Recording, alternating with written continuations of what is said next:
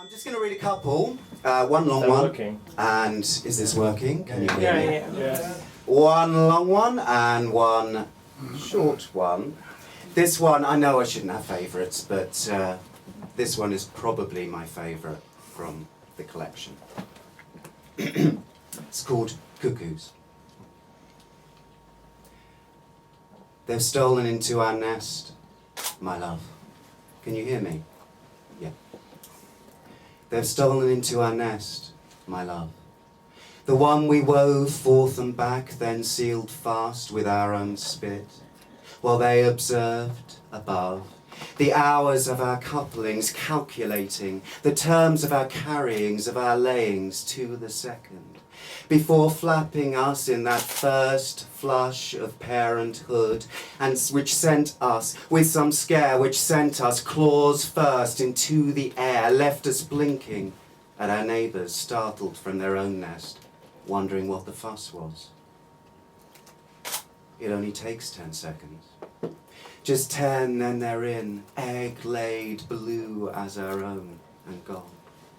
If on our returning we smelt something alien, we thought nothing of it, minds at rest, our darlings safe, forming within brittle membranes. But if we did count one more, felt ourselves fortunate, as we sat to incubate, and they sat back to wait in their treetops, laughing as they do at me, at you, cuckoo, at all nature's fools.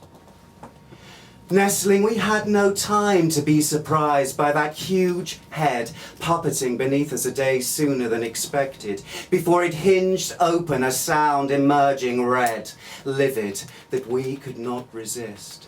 Rushing out for supplies, we returned to find our other futures mosaiced on the ground, but first hatched unharmed, scarlet-tongued. Wanting to believe it accident, blaming our own negligence, seeking silence, we fed him. Days became weeks.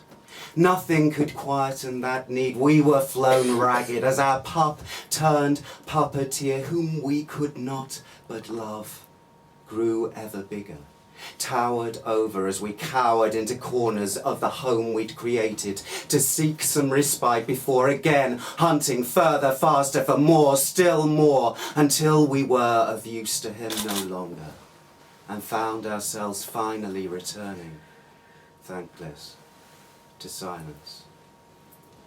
Cuckoo.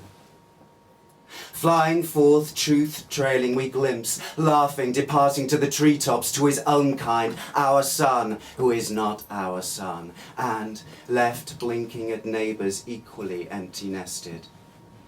Do we see resignation or revolution reflected? Do we try again, hope for better next time, or flock, rise up? Take their high habitats, but not their low habits. The last laugh must be ours, my loves. This nest belongs to all of us. Thank you.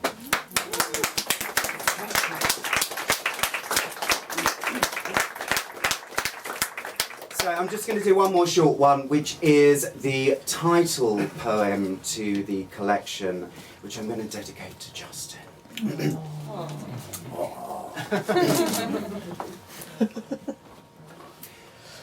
I once said we were connected by a thread, fine and strong and silken as a spider spins.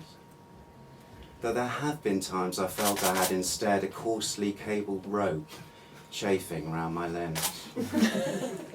And there have been times I could have cut it clean, cast myself blind without reasons or goodbyes from our world's rim, without you to reel me in, and fallen seed-free to unknown galaxies.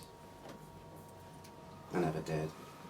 Heart was made marionette as you spoke like child into a paper cup, string held taut, words barely registered but yet resonated. I backed up. My blade grew blunt. I once said we are connected by a thread, but I was wrong. It is a web, patched and grown as life's loom shuttles on, each fresh synapse sequin sewn and charting a galaxy known. Thank you.